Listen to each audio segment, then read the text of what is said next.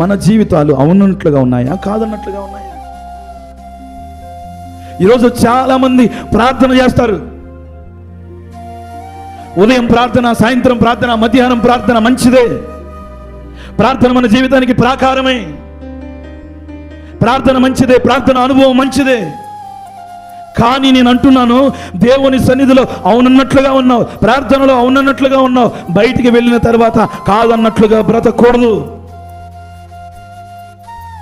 దేవుని సన్నిధిలో నలుగురు మధ్య, సమాజం మధ్య అవునన్నట్లుగా ఉండి బయటికి వెళ్ళిన తర్వాత మన క్రియలు కాదన్నట్లుగా ఉండకూడదు. కొంతమంది అంటారు, ఉంటారయ్యా మనం ఎంత మంచిగా ఉన్నా అనేవాళ్ళు ఉంటారు. రైట్, మీ మాటకి ఎక్కిపిస్తారు. ఇప్పుడు నేనే ఉన్నాను. ఒక 100 మంది నన్ను మెచ్చుకుంటుంటే ఒక 10 మంది అసహించుకుంటారు. అప్పుడు దేనికి మార్కేస్తావు? 100 వేస్తావు, 10 వేస్తావు, 100 వేస్తావు.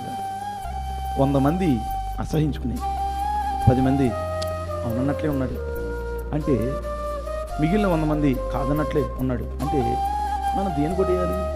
కాదన్నట్లే ఉన్నాడు అనే దాన్ని కొట్టేయాలి. ఈరోజు అందుకే భక్తుడు చెప్తున్నాడు, మేము మీకు చెప్పిన వాక్యాలు అవునన్నట్లుగానే చెప్పి కాదన్నట్లుగా ఉండలేదు. ఈరోజున కాదన్నట్లుగా మనం బ్రతకూడదు.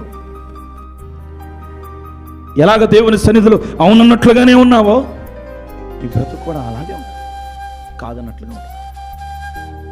మరి ఈరోజు పౌలు భక్తుడు ఆ సంఘానికి రాస్తూ తేటగా మాట్లాడుతున్న మాటలు ఏంటంటే, దేవుడు నమ్మదగిన వాడు గనుక మేము మీకు చెప్పిన వాక్యము అవునని చెప్పి కాదన్నట్లుగా ఉండలేదు. మరి ఈరోజు నీ మాటలు వింటున్న తర్వాత దేవుని పరిచర్యలో అవునన్నట్లుగా ఉన్నావా?